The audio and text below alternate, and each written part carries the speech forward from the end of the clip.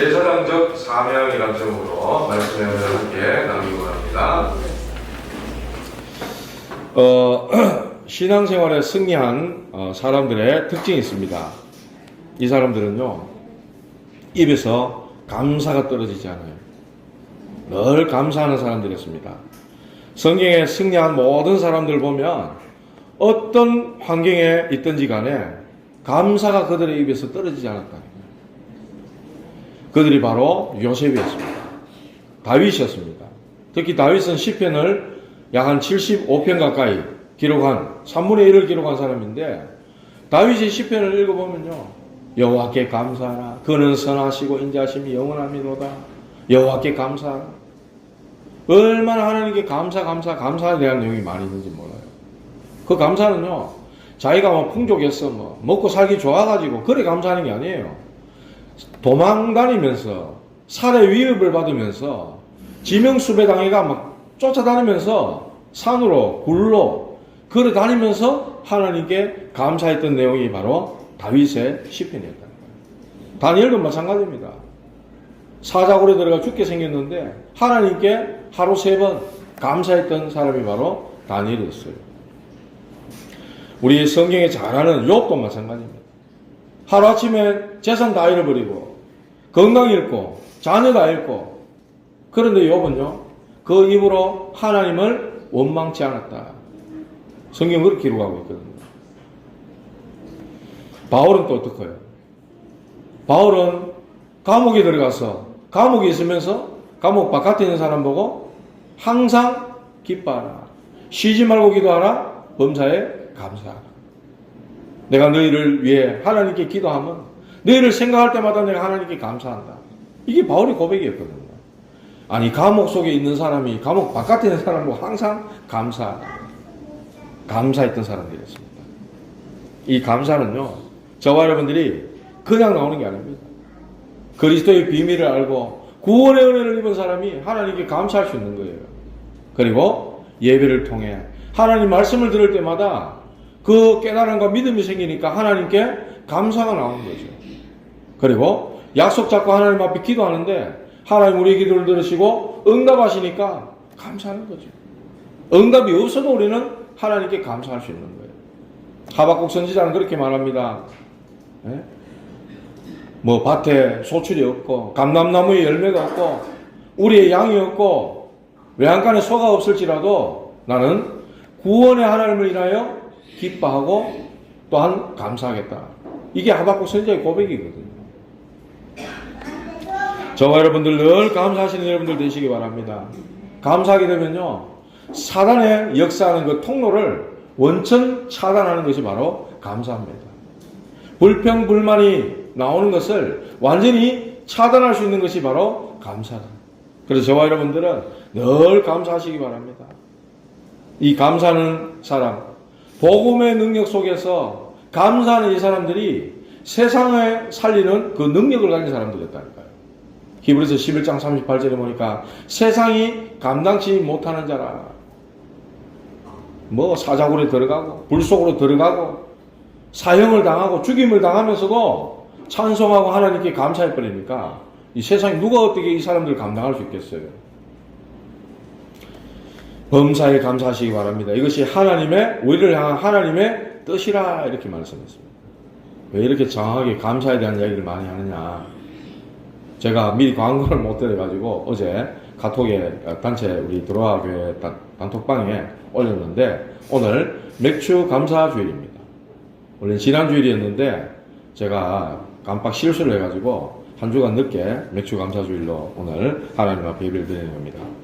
애굽에서 나와가지고 지킨 3가지 절기가 있습니다. 그 첫 번째가 유월절이죠. 유월절. 노예로 400여 년 동안 노예로 애굽 땅에서 종되었던 곳에서 어떤 고생 수모를 당하고 있었지만은 거기서 벗어날 길이 없었는데, 빠져나올 수 없었는데, 유월절 어린 양의 피를 바름으로 그 노예된 저주에서 해방되어지는 역사, 그게 바로 유월절입니다. 즉 그리스도의 십자가 피로 우리가 대속함을 입고 구원받은 것이죠. 그게 유월절이에요. 수장절은 뭡니까? 천국 보호자의 백성이 됐다는 거예요. 우리가 그 어둠 가운데서, 노예된 가운데서 우리가 구원받아가지고 하나님 나라, 천국의 배경을 가진, 우리는 영원한 하나님 나라의 천국에 들어가야 될 생명 가진 알곡이라는 거예요. 그래서 천국 보호자의 배경을 누리는 자들이 바로 우리라는 거예요. 저와 여러분들이라는 거예요. 그게 수장절입니다. 세 번째로 오순절, 바로 맥추절이죠. 오늘 맥추 감사절에 해당되는 이 날을 오순절이라, 다른 말로 칠칠절이다, 또 초실절이다 이렇게도 표현하는데요. 이 맥추절은, 오순절 날은 약속된 성령이 마가다락방에 임해버린 겁니다. 다 굶어 죽을 줄 알았어요. 광야길에서. 그런데 보리를 거두어서 먹은 그 절기가 바로 맥추절이다. 그래서 저와 여러분들은 광야에서 하나님이 죽도록 내버려 두지 않으시고 완벽하게 하나님이 인도를 하셔가지고 승리하도록 만드신 것입니다. 그래서 이 오순절 날에 마가다락방에 임한 그 성령의 역사, 그 성령의 능력, 그것을 저와 여러분들이 받고 누리는 그런 날 되시기를 주님의 이름으로 축복합니다. 부활의 첫 열매가 되셨던 우리 주 예수 그리스도께서 감람산에서 제자들에게 40일 동안 하나님 나라 일에 관해 말씀을 주셨어요. 말씀을 주시고 미션을 주셨어요.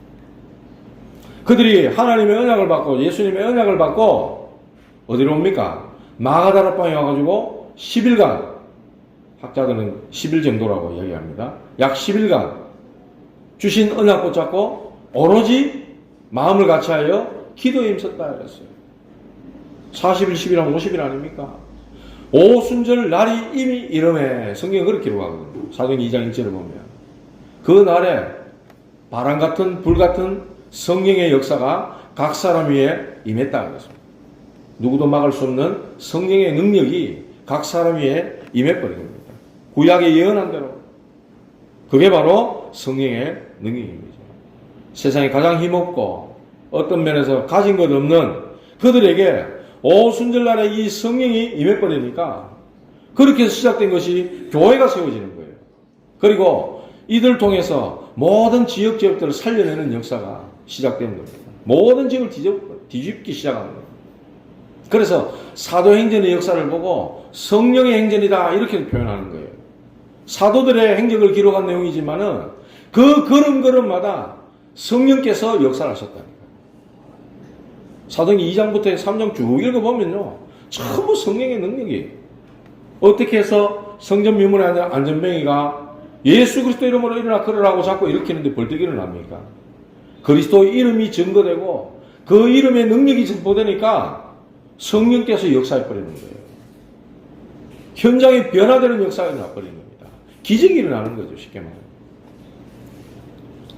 그래서 이 오순절의 성령 충만, 성령 세례, 성령의 권능이 임하니까 완전히 달라지는 일들이 벌어지는 겁니다. 변화의 역사가 일어나는 거예요. 성령은 권능의 영입니다. 성령은 생명의 영이에요. 로마서 8장 2절에 보면 생명의 성령의 법이 이렇게 말씀했잖아요. 생명의 영이에요. 성령은 창조의 영입니다. 그러한 영이 임하시기 때문에 예수님 말씀하시기를 아버지 약속하신 것을 기다리라 말씀하셨어요. 너희가 몇 날이 못 되어서 성령 세례를 받을 것이다. 그렇게 말씀하셨죠. 아무 힘 없던 제자들이 오순절 날에 이 성령 충만 임하고 나니까 세상이 감당치 못할 제자들로 변화되어지는 겁니다. 어떤 것도 초월해 버리는 거예요. 성령이 오시면요, 우리를 바꾸십니다. 성령이 오셔서 능력으로, 권능으로, 창조의 영으로 역사하면요, 우리를 변화시키고 바꾸십니다. 여러분들은 지금 하나님의 이 역사로 말미암아 변화가 일어나고 있는 과정에 있다는 거예요. 완벽한 건 아니죠.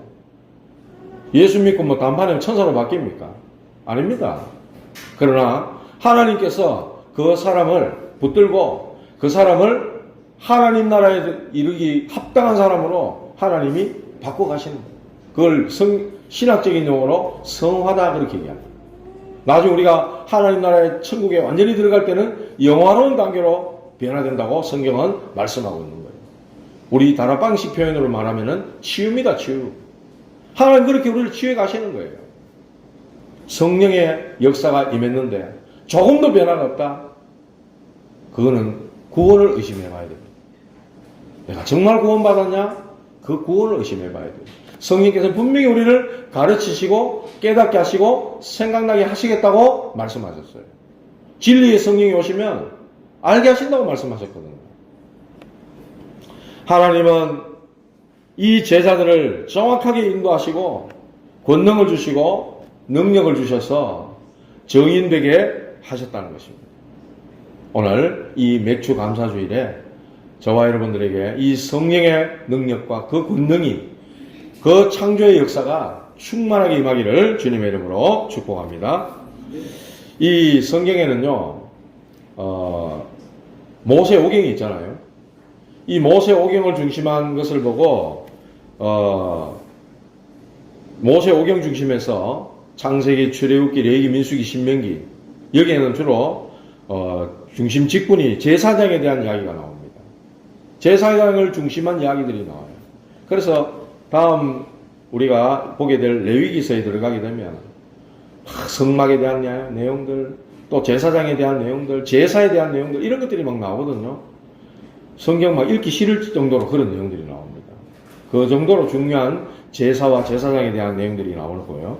그 다음에 역사서가 있는데 사무엘 상하, 열왕기 상하, 역대 상하 이런 거 있죠. 이 역사서라 그러는데 이 역사서의 중심은 누가 중심이냐니까 왕이 중심입니다. 그래서 첫 사사인 사무엘부터 시작해서 초대 왕인 사울왕, 다윗왕 이렇게 왕들의 행적을 쫙 기록한 내용들이 바로 역사서죠. 그리고 그 뒤에 보면은 또 선지서가 나오는데 그 선지서의 중심은 바로 선지자들. 이사야, 예레미야, 에스겔, 다니엘 뭐 이런 선지서 있잖아요. 이런 내용의 중심은 선지서가 중심이다. 우리는 지금 출애굽기를 보고 있기 때문에 그 내용의 중요한 내용들이 바로 제사장에 관한 이러한 내용들을 담고 있다 하는 것입니다. 오늘날 세상 사람들은 창세기 3장 사건에 빠져 있습니다. 즉 사단에게 속아서 죄를 짓고 하나님을 떠난 거죠. 원죄. 그 불신앙함으로 말미암아 죄 가운데 빠져서 완전히 하나님을 섬기는 그 자체가 상실돼 버렸습니다. 하나님을 알지도 못하고 하나님을 알 수도 없고 하나님께 갈 수도 없고 하나님 모르니까 하나님을 섬길 수가 없는 거죠. 그런데 인간이 하나님을 섬기는 것이 완전히 불가능해진 겁니다. 그런데 하나님께서 전적인 은혜로 이스라엘 백성들을 선택하셨다. 그렇게 해서 하나님을 섬기는 민족이 되도록 하나님이 축복하신 것입니다. 그 가운데 오늘 하나님을 섬기는 제사장에 대한 내용을 담고 있는 것입니다. 누구나 아무나 되는 게 아니라 하나님께서 구별하셨다. 믿는 성도들도 구별하셨지만 이 제사장은 특별히 하나님이 지명하셨다. 오늘 1절에 나오잖아요. 너는 이스라엘 자손 중 네 형 아론과 그의 아들들을 나오게 해서 나를 섬기는 제사장 직분을 행하게 하라. 그렇게 말씀하셨어요. 하나님이 선택하신 것이죠. 아론과 함께 그 두 아들을, 레위 지파, 그 지파들을 제사장 지파로 삼으셔서 하나님께서 그들로 하여금 이 직분을 가지고 하나님을 섬기도록 하셨다. 하나님을 온전히 섬길 수 있도록 축복하셨는데 이 제사장이라는 직분을 만드신 것입니다. 그래서 이 제사장은 하나님을 섬기는, 즉 제사를 주관하는 일을 담당했습니다. 하나님께 죄 용서함 받기 위해서 희생제사를 드리는데 짐승을 한 마리 잡아서 피를 흘리고 번제 이런 제사를 드려 하나님께 죄 용서함을 구하는데, 죄 용서함을 받는데 이 일을 전적으로 하는 사람이 바로 제사장입니다. 그리고 하나님과 사람 사이에 중보적인 역할을 하는 사람이 바로 제사장이었어요. 그래서 인간편에서 하나님께 나아가는 대표자가 바로 제사장입니다. 하나님은 그 앞에 우리가 본 것처럼 성막을 만들어라. 그리고는 그 성막에 섬길 사람을 두시는데 그 사람이 바로 제사장입니다. 이 사람이 뭐 인격이 좋아가지고 그게 아닙니다. 이 사람이 무슨 인물이 좋아가지고 그게 아니에요. 정치력이 뛰어나고 지도력이 있어서 그게 아닙니다. 하나님께서 전적인 은혜로 하나님이 지명해서 제사장으로 세우셨다는 것입니다. 그래서 이 제사장은 인간을 대표해서 사람을 대표해서 하나님께 나아가 제사를 드리는 겁니다. 이 제사에는 바로 예배와 속죄라는 의미가 포함되어져 있는 것입니다. 그래서 에베소 1장 4절 5절 보면 말씀합니다. 창세전에 그리스도 안에서 우리를 택정하사 그 기쁘신 뜻을 위하여 자기의 아들들이 되기 하기 위해서 우리를 예정하셨다. 그렇게 말씀하죠. 저와 여러분들이 이렇게 예정되고 택정함을 받은 사람들입니다. 요한복음 15장 16절에 보면 너희가 나를 택한 것이 아니요 내가 너희를 택하였다고 말씀하셨어요. 수많은 종교가 있는데 우리가 기독교 그래 예수나 믿어보자 교회나 나가보자 이렇게 나왔을지 몰라도 그건 우리 생각이고 하나님이 우리를 택하셨다고 말씀하고 있습니다.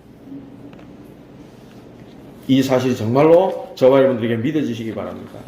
얼마나 은혜고 감사한 일입니까? 저와 여러분들이 이렇게 제사장을 이렇게 세웠는데 일반인들과 다르게 구분하기 위해서 제사장의 옷을 지어 입혀라 했습니다. 거룩한 옷을 지어 입혀라. 아론의 옷을 지어서 입혀라. 그렇게 말씀하셨어요. 거룩하게 해가지고 제사장의 직분을 행하게 하라. 이렇게 말씀하고 있습니다. 그래서 제사장들이 입는 옷을 그냥 옷이라 하지 아니하고 거룩한 옷이라. 그렇게 말씀하고 있습니다.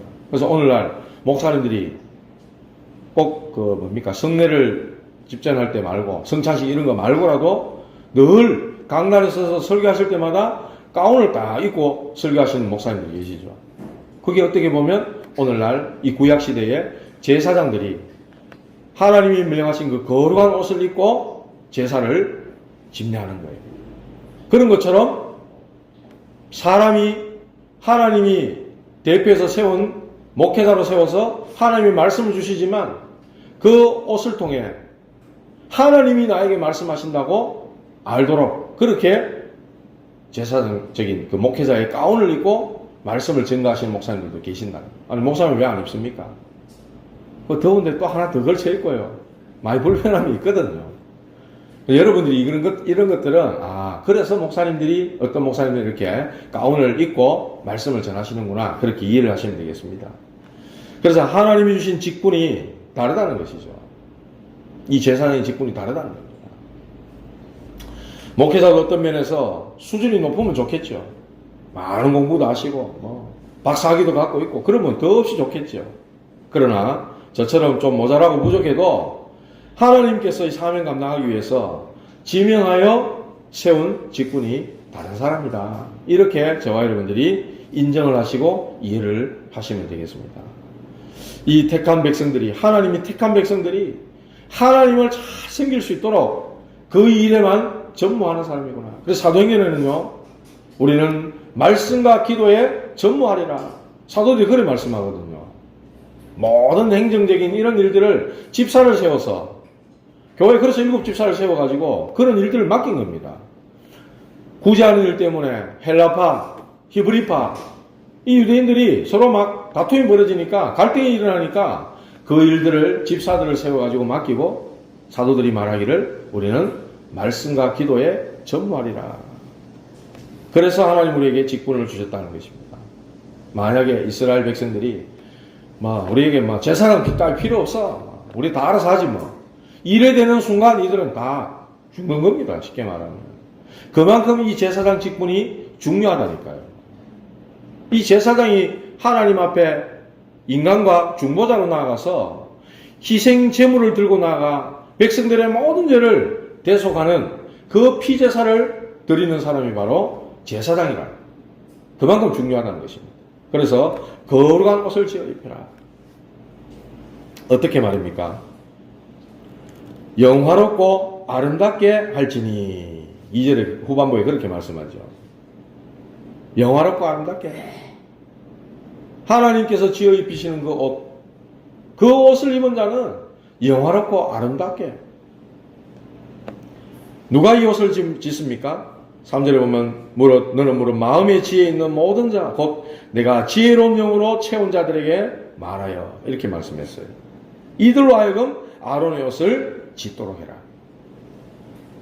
마음의 지혜에 있는 모든 자 내가 지혜로운 영으로 채운 자 성령의 역사를 하나님이 주셔가지고 복음과 전도를 위해서 하나님 앞에 무릎 꿇은 그런 자들에게 하나님은 지혜를 채우신다.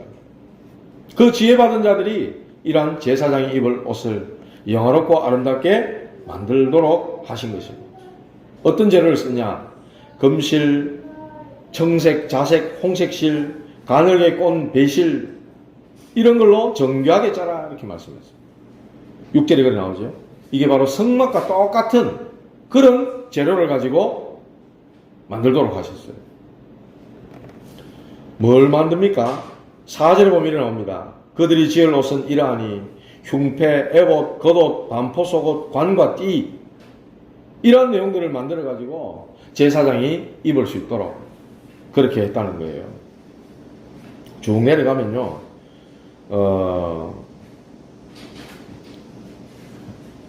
7절에 보면 그것에 어깨바지 둘을 달아 그 두 끝을 이어지게 하고 뭐 이렇게 쭉 나오는데요. 여러분들 그 네이버 같은 데 들어가셔가지고 제사장의 에봇 아니면 에봇 이렇게 치면 그 만화 같은 이런 그림을 그려가지고 이렇게 그려놨어요. 멜빵처럼 이렇게 되는 멜빵 아시죠? 옛날에 그 왜 바지 안 내려가도록 이렇게 하는 멜빵 이렇게 해서 가슴팍에 이렇게 있는데 흉패가 있는데 여기에 12보석을 딱 답니다. 그리고 여기에 이제 그 군대 가면 견장 같은 그런 것들을 호마노라는 보석 위에 6지파 지파들의 이름을 새기라 했어요. 이 흉패에도 12가지 이 보석을 달아가지고 거기에 12지파 이름을 새기도록 하는 그렇게 말씀하신 거예요. 이렇게 해가지고 옷을 입게 하셨는데 여러분들 이 복음 속에 부름을 받아가지고 하나님의 직분을 감당하게 하는 이들에게 영화롭고 아름답게 거룩한 옷을 입도록 하셨다. 이 모든 것들은 한마디로 그리스도로 옷 입으라. 로마서 13장 14절을 보면은 예수 그리스도로 옷 입으라. 그렇게 말씀하시거든요. 그리스도로 옷 입으라. 에베소 6장 10절에 17절을 보면은 로마 군인이 입은 전신갑주 그 내용이 나와요. 진리의 허리띠를 또 의의 호심경 평안의 복음의 신발 구원의 투구 믿음의 방패 말씀의 검 이렇게 로마 군인이 완전 무장을 갖춘 이러한 내용들을 말씀하고 있어요. 왜 그리스도로 옷 입으라 말씀합니까? 옷은 뭘 말합니까? 신분을 상징하는 신분. 군인이 군복을 딱 입잖아요. 경찰관이 경찰복을 딱 입습니다. 제복을. 그 옷을 입으면 어떻게 돼요? 경찰관이 경찰 제복 입고 아무 너무 집 대문 앞에 오줌 싸고 이러면 됩니까? 안 되잖아요. 신분을 말하는 거예요. 신분. 그 신분에 맞는 옷을 입고 우리가 함부로 할 수 없는 거죠. 그 옷에 걸맞는 신분에 알맞게 말하고 행동하라는 거예요. 쉽게 말하면은 그리스도로 옷 입고 복음에 기스 내지 말라는 거예요. 하나님의 이름에 욕보이는 짓을 하지 말라. 그런 의미를 여기 담고 있는 겁니다. 제사장이 그래가 되겠습니까? 오늘날 목회자들이 뉴스 보면은 뭐 기상천외한 그런 뉴스들이 나올 때가 많이 있는데 정말로 이 말씀을 제대로 알지 못해서 그런 거예요. 하나님이 일을 맡은 자가 정말로 거룩하게 구별되었고 이러한 그리스도로 옷을 입고 하나님을 섬기도록 부름을 받았는데 세상에 뭐라 그래야 될까? 부름받기 전에 또 부름은 받았으나 그동안 오랫동안 머물러 있던 창세기 3장, 6장, 11장 사단이 준 그 12가지 거기에 너무 각인 뿌리 체질이 되다 보니까 그런 것들이 치유가 되지 못하고 변화가 못 일어나니까 그런 게 드러나서 그런 일도 일어나게 된다는 것입니다. 우리 보고 그리스도를 옷 입고 신분에 맞게 하라는, 직분에 맞게 하라는. 오늘 제사장의 옷에 관해서 쭉 말씀을 했는데 이 내용 가지고 저는 제사장적 사명이라는 제목을 달았습니다. 두 번째로 우리가 이렇게 제사장적인 직분을 가졌는데 망대를 지킬 파수꾼으로 하나님이 우리를 부르셨고 보내신다는 것입니다. 우리의 집과 또 우리의 사업, 산업 현장, 그리고 우리의 직장, 인간관계, 모든 현장들이 어떤 면에서 전부 다 우리가 그곳에 있는 그 현장들이 세워져야 될 망대의 현장이다. 그 망대에 누가 있어야 됩니까? 파수꾼이 반드시 있어야 되는 거예요. 망대만 세워놓고 비워놓으면 어떻게 되겠습니까? 그래서 망대를 지킬 파수꾼으로 하나님 저와 여러분들을 부르셨는데 그곳에서 우리는 말씀운동 펼치는 파수꾼이 되어져야 된다. 즉 예수 그리스도로 말미암아 이 생명, 이 능력, 이 축복이 전달될 수 있도록 우리가 말씀운동하는 파수꾼이 되어야 된다. 그리고 영적 세계를 알고 기도의 집중을 찾아내는 기도 운동하는 파수꾼이 되어야 된다. 왜냐? 영적 힘이 있어야 되기 때문에. 그 영적 힘이 있어야 요셉 같은 그런 응답을 가지고 우리가 성교의 응답을 누리는 거 아닙니까? 가는 곳마다 살려내는 응답을 누리는 거 아닙니까? 장로님이 기도하셨지만 우리 힘으로 능을 안 되기 때문에 오직 여호와의 신으로 여호와의 영으로 하나님 이 일을 감당하도록 우리가 기도하고 구하는 것이죠. 그래서 망대를 지키는 파수꾼은 모든 불신앙을 완전히 신앙으로 바꾸는, 현장에 가면 하나님 없습니다. 완전히 그냥 육신밖에 없고요, 세상밖에 없고요, 눈에 보이는 것밖에 없어요. 그런 불신앙의 현장에 믿음을 심는, 불신앙을 완전히 신앙으로 바꾸는 그 일이 바로 저와 여러분들이 해야 할 일이라. 그게 전도 아닙니까? 그래서 오늘 말씀을 맺겠는데요. 만인 제사장이다. 구약시대에는 이러한 제사장이 정해져 있었습니다만은 하나님께서 우리를 만인 제사장을 불렀다. 베드로전서 2장 9절에 너희는 택하신 족속이요 왕같은 제사장들이요 그의 나라요 그의 소유된 백성이니 이는 너희를 어두운 가운데서 불러내어 그의 귀한 빛에 들어가게 하시니에 아름다운 덕을 선포하게 하시니라. 우리를 그래 불렀다니까요. 제사장으로 불렀다. 왕같은 제사장으로 불렀다. 제사장이라면은 하나님 앞에 들고 가야 될 제물이 있어야 될 거 아닙니까? 로마서 12장 1절에 말씀합니다. 너희 몸을 하나님이 기뻐하시는 거룩한 산 제물로 드리라. 이는 너희의 드릴 영적 예배니라 하였어요. 우리 몸을 하나님 앞에 산 제사로 드리라. 그렇게 말씀했어요. 고린도서 3장 16절에 보면 너희는 너희가 하나님의 성전인 것과 하나님의 성령이 너희 안에 거하시는 것을 알지 못하느냐. 이 말씀들을 딱 정리하면요. 우리 보고 왕같은 제사장이라 했어요. 그리고 우리 보고 제물이라, 산제물이라, 그리고 성전이라 이렇게 말씀했어요. 즉 고린도서 10장 31절에 보니까 너희는 먹든지 마시든지 무엇을 하든지 다 하나님의 영광을 위하여 하라. 이 많은 이 제사장들이 성령의 능력을 받아야 되는 거예요. 오순절날의 그 성령의 역사, 그 능력 가지고 어떻게 해요?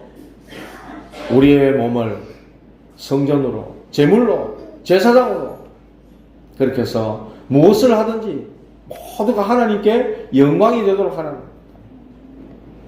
우리가 이 일을 하는 데 있어서 하나님 앞에서 해라. 코람데오라고 그러죠. 라틴어입니다. 하나님 앞에서. 오늘날 기독교 성도들이, 기독교인들이 하나님이 눈에 보이지 않지만 분명히 살아계시고 지금 함께 계신다. 이렇게 믿고 만약에 신앙생활을 한다면 오늘날의 기독교의 위상은 이 정도는 아닐 겁니다. 제가요 경대 앞에 모슬렘 사원에 가봤는데 야, 이 사람들은요 그거 보면 제가 참 적잖게 느낀 게 있었습니다. 1시쯤 되어 갔는데 이 사람들이 그 무더운 여름에 억수로 더운 날이었거든요. 일하다가 오고 이 뭡니까 전동차 이 애들 타는 거 전동 있잖아요. 휘 타고 오는 거 그거 타고 오고 자전거 타고 오고 할아버지 같은 사람도 오고 젊은이도 오고 그렇게 모스크로 몰려드는 거예요. 뭐 하려고? 기도하려고. 그거 보면서 저는 놀랐습니다. 야, 도대체 뭘로 하여금 이 사람들 이렇게 만드느냐. 우리가 진짜로 하나님이 살아계시고 나와 함께 계시고 우리가 하나님 앞에서 신앙생활, 믿음생활 한다면은 오늘날 정말로 우리 주변에 예수교, 그리스도, 교회 바라보고 쳐다보는 말하는 그런 사람들의 어떤 눈빛, 말들이 진짜로 달라질 거란 말이에요. 너무나도 불신자보다 못한 그런 모습을 우리가 하다 보니까 기독교가 욕을 먹고 세상으로부터 지탄을 받고 오히려 걱정의 대상이 되는 거예요. 그래서 저와 여러분들 오늘 성경에 가만히 보면요.